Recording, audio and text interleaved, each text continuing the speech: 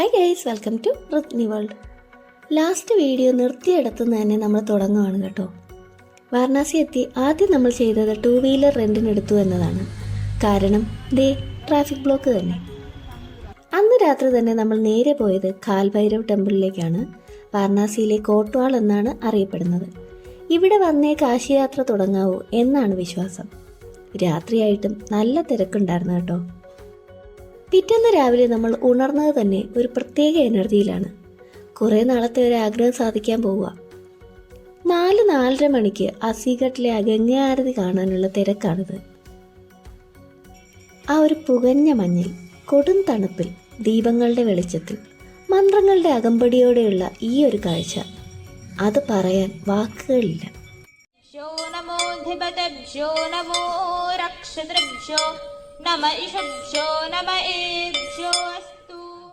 ആരതി കണ്ട് നേരെ food exploration ഇറങ്ങി. ആദ്യം നമ്മൾ എത്തിയത് ലക്ഷ്മി ചായ്വാലയിലാണ്. നല്ല തിരക്കുണ്ട്. പിന്നെ ഇവിടെ എല്ലാം ക്യാഷ് കയ്യിൽ വയ്ക്കാൻ ശ്രദ്ധിക്കണേ. ഇവിടുത്തെ സ്പെഷ്യൽ വലിയ വെറൈറ്റി ഐറ്റം ഒന്നുമല്ല, ജസ്റ്റ് ഒരു ടോസ്റ്റ് ആൻഡ് ചായ. മലായി ടോസ്റ്റും ഉണ്ട്, സാധാ ബട്ടർ ടോസ്റ്റും ഉണ്ട്. നമ്മൾ രണ്ടും ട്രൈ ചെയ്തു. നല്ല സ്മൂത്ത് മലായി, നല്ല ക്രിസ്പി ബ്രെഡിൽ നല്ല ടേസ്റ്റി ആയിരുന്നു.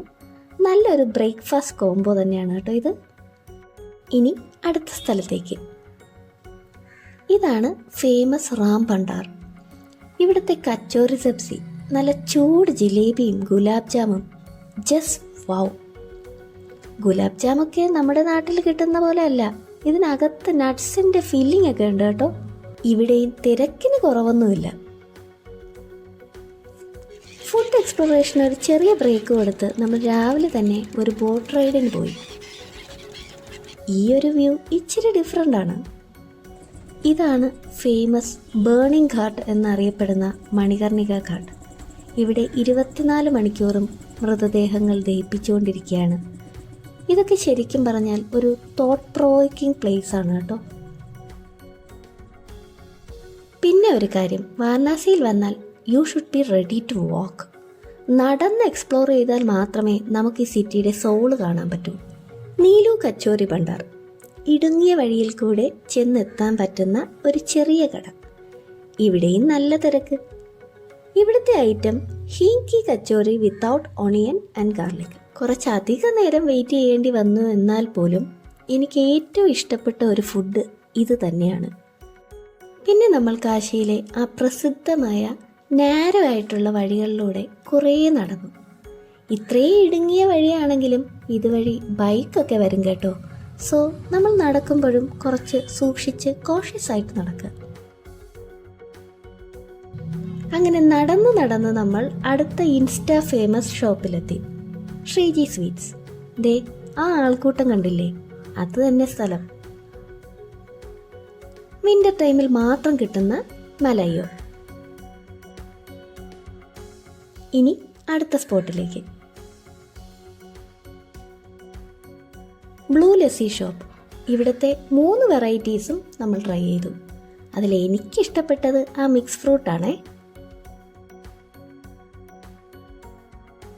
വീണ്ടും ഗലികളിൽ കൂടെയുള്ള നടത്തം. ഇപ്പം നിങ്ങൾ വിചാരിക്കുന്നുണ്ടാവും ഈ വീഡിയോ ഫുൾ ഇത് തന്നെയാണോ എന്ന്. വാരണാസി നമ്മൾ ശരിക്കും നടന്ന് എക്സ്പ്ലോർ ചെയ്യാനുള്ള ഒരു സ്ഥലമാണ്.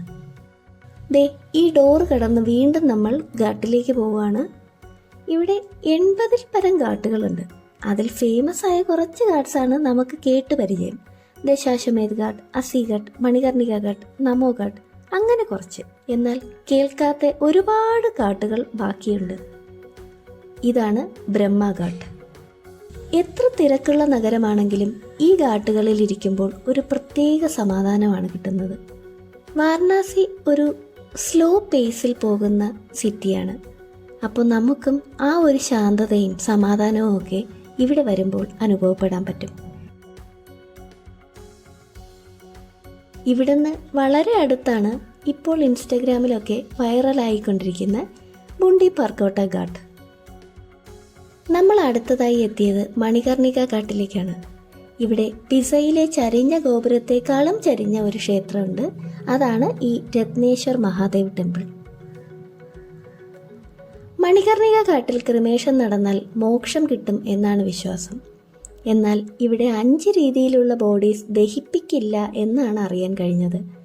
സന്യാസികൾ, പ്രഗ്നന്റ് ലേഡീസ്, തീരെ ചെറിയ കുട്ടികൾ, പാമ്പ് കടിയേറ്റോ ചിക്കൻ ബോക്സ് വന്നോ മരിച്ചവർ. അവിടെ ഒരുപാട് നേരം നിൽക്കാനോ അടുത്ത് ചെന്ന് ഫോട്ടോ എടുക്കുന്നതിനോ ഒക്കെ ഒരുപാട് റെസ്ട്രിക്ഷൻസ് ഉള്ള സ്ഥലമാണ്. പവർഫുള്ളായ പല രീതിയിലുള്ള എനർജീസ് നിറഞ്ഞു നിൽക്കുന്ന ഒരു സ്ഥലം. So respect the place, emotions and beliefs. Varanasi മുഴുവനായി മനസ്സിലാക്കാൻ നമുക്ക് ഒരിക്കലും പറ്റില്ല. ഒരു വശത്ത് ആരതിയുടെ ആഘോഷം, മറുവശത്ത് മനുഷ്യജീവിതത്തിൻ്റെ അവസാനം. വൈകുന്നേരം നമ്മൾ വീണ്ടും ദശാശ്വമേധ് സൈഡിലേക്ക് വന്നു. ഇവിടെ multi storeyed bike parking available ആണ് കേട്ടോ. സോ സേഫായി ബൈക്ക് പാർക്ക് ചെയ്ത് നമുക്ക് പോകാം. വാരണാസിയിൽ വന്നാലുള്ള മാൻഡേറ്ററി ബനാറസി സാരി ഷോപ്പിംഗ്. പറഞ്ഞാൽ വിശ്വസിക്കാൻ പറ്റാത്ത അത്രയും തിരക്കായിരുന്നു വൈകിട്ടുള്ള ദശാശ്വമേധ് ഗംഗാ ആരതി കാണാനും കാശി വിശ്വനാഥ് ടെമ്പിളിൽ കയറാനും. ഇവിടെ വീഡിയോ ആലോചിക്കാൻ പോലും പറ്റിയില്ല. നമ്മൾ ഗംഗയിൽ ഒരു വിളക്കൊക്കെ ഒഴുക്കി കേട്ടോ. എല്ലാം കഴിഞ്ഞ് ഒരു ലൈം ടീയും കുടിച്ച് രാത്രി കാട്ടിൽ വെറുതെ ഇരിക്കുന്നതും ഒരു പ്രത്യേക സുഖമാണ്. നമ്മുടെ ഈ യാത്രയിലെ വാരണാസിയിലെ അവസാനത്തെ രാത്രിയാണിത്.